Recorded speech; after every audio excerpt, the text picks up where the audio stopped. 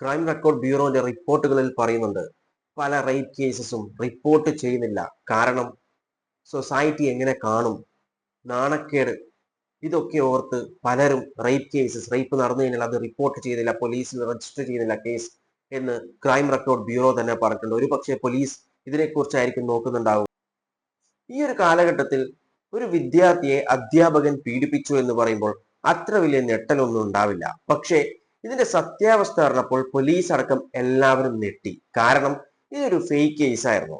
അതേ സ്കൂളിലെ ഒരു അധ്യാപിക പ്രചരിപ്പിച്ചിട്ടുള്ള ഒരു വ്യാജ പ്രചരണമായിരുന്നു ഈ ഒരു കാര്യം എന്ന് പറയുന്നത്. ഇത് എന്തിനാണെന്നല്ലേ, കേട്ടു നോക്കാം.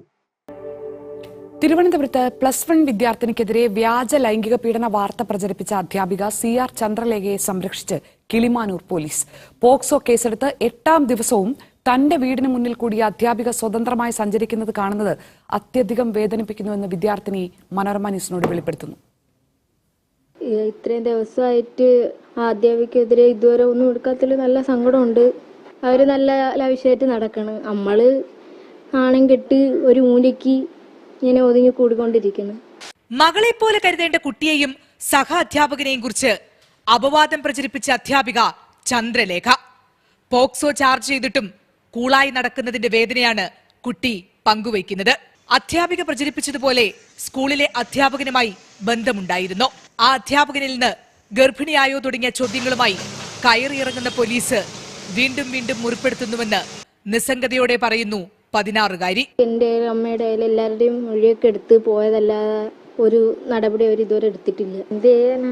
Kilimanoor Raja Ravi Varma higher secondary school Hindi അധ്യാപിക CR ചന്ദ്രലേഖയ്ക്കെതിരെ പോക്സോ ചുമത്തിയത് ജൂൺ 5-ന്.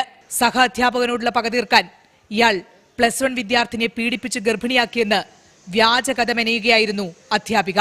പെൺകുട്ടി അപസ്മാരം മൂർച്ഛിച്ച അവധിയിലായിരുന്ന കാലയളവിലാണ് വ്യാജ വാർത്ത പ്രചരിപ്പിച്ചത്. അപമാനഭാരത്താൽ പെൺകുട്ടിക്ക് പഠിത്തം അവസാനിപ്പിക്കേണ്ടി വന്നു. സഹപ്രവർത്തനോടുള്ള വൈരാഗ്യം തീർക്കാൻ വേണ്ടിയിട്ടാണ് ഈ ഒരു കൃത്യം ചെയ്തിട്ടുള്ളത്. ഈ അധ്യാപിക എന്നൊന്നും വിളിക്കാൻ പറ്റില്ല, ആ സ്ത്രീ. ഇതിലൂടെ 2 ജീവിതങ്ങളാണ് അവർ തുലച്ചിട്ടുള്ളത്. ഒന്ന് ആ പെൺകുട്ടിയുടേത്. ആ പെൺകുട്ടി ഈ ഒരു വിഷ്വൽസിൽ തന്നെ പറഞ്ഞു, നാണക്കേട് കൊണ്ട് പുറത്തിറങ്ങി നടക്കാൻ പറ്റുന്നില്ല, സ്കൂൾ അവസാനിപ്പിച്ചു, സ്കൂളിൽ പോകുന്നില്ല എന്ന് പറഞ്ഞു. രണ്ടാമത്തേത് ആ അധ്യാപകൻക്ക് ഒരു കുടുംബം ഉണ്ടാവാം, അച്ഛനുണ്ടാവാം, അമ്മയുണ്ടാവാം, സഹോദരങ്ങളുണ്ടാവാം, ഭാര്യ ഉണ്ടാവാം, മക്കളുണ്ടാവാം.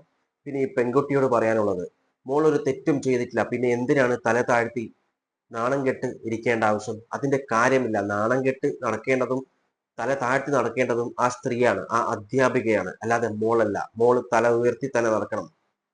പിന്നെ പോലീസിന്റെ അനാസ്ഥയെ കുറിച്ച് പറഞ്ഞു. ഒരുപക്ഷെ പോലീസ് ഇതിനെക്കുറിച്ച് കൂടുതലായിട്ട് അന്വേഷിക്കലായിരിക്കും. ഇങ്ങനെ ഒരു സംഭവം നടന്നിട്ടുണ്ടോ, ഇതിൽ സത്യാവസ്ഥയുണ്ടോ എന്ന് ചിലപ്പോൾ അന്വേഷിക്കുന്നതായിരിക്കും. കാരണം നമുക്കറിയാം, നമ്മുടെ സമൂഹത്തിന്റെ ഒരു കാഴ്ചപ്പാടുണ്ട്, ഒരു പെൺകുട്ടി റേപ്പ് ചെയ്യപ്പെട്ടു കഴിഞ്ഞാൽ ആ പെൺകുട്ടിയാണ് തെറ്റ്, അതിന് നാണക്കേടാണ് പുറത്ത് പറയാൻ വേണ്ടി. പക്ഷെ അത് മാറണം. ഒരു പെൺകുട്ടിയെ റേപ്പ് ചെയ്യപ്പെട്ടാൽ ആ പെൺകുട്ടിയല്ല അതിന് കാരണം അത് ചെയ്തവരാണ്. കാരണം ഈ പെൺകുട്ടിയുടെ അനുവാദമില്ലാതെ അതിക്രമിച്ച് അവരുടെ ശരീരത്തിലേക്ക് കയറുന്നതാണ്. അപ്പോൾ ആരാണ് തെറ്റുകാർ ഇത് ചെയ്തവരാണ്, അല്ലാതെ വിക്ടിംസ് അല്ല ഒരിക്കലും തെറ്റുകാർ. ക്രൈം റെക്കോർഡ് ബ്യൂറോന്റെ റിപ്പോർട്ടുകളിൽ പറയുന്നുണ്ട്, പല റേപ്പ് കേസസും റിപ്പോർട്ട് ചെയ്യുന്നില്ല.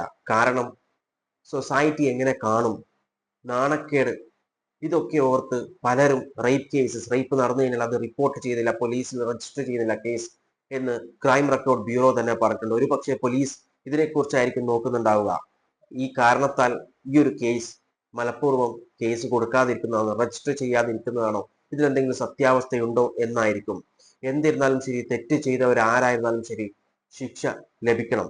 ഇനി ഈ സ്ത്രീയാണെങ്കിൽ, ഈ അധ്യാപികയാണെങ്കിൽ, അവർക്ക് കിട്ടാവുന്നതിൽ ഏറ്റവും വലിയ ശിക്ഷ തന്നെ നൽകണം. കാരണം ഒരു അധ്യാപിക ചെയ്യേണ്ട ഒരു കാര്യമല്ല ഇവർ ചെയ്തിട്ടുള്ളത്.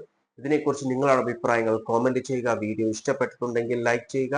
ഇൻഫർമേറ്റീവ് ആയി തോന്നിക്കാനാൽ മറ്റുള്ളവരിലേക്ക് ഷെയർ ചെയ്യാൻ മറക്കല്ലേ. And thanks for watching me and stay tuned for another video. Okay, thank you.